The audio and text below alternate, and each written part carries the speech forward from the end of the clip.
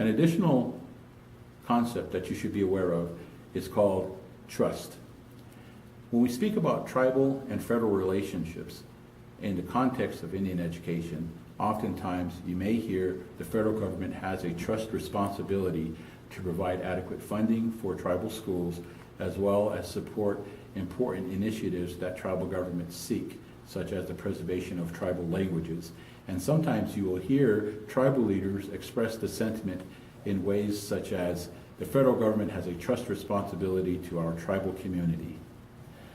When we try to understand trust, it's not like, say, for example, I give you $5 and you go down to the store and pick up some milk and eggs, and I trust that you'll come back with milk and eggs and change.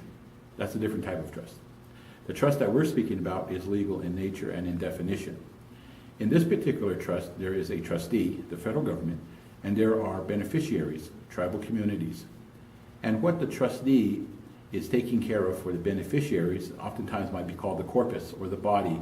And in this conversation related to federal and tribal trusts, the trust responsibility is related to federal funding for education, educational programs that benefit tribal communities, and also an acknowledgement of the cultural considerations tribal communities may communicate to the federal government, such as the preservation of tribal languages or the implementation of cultural curriculum within schools.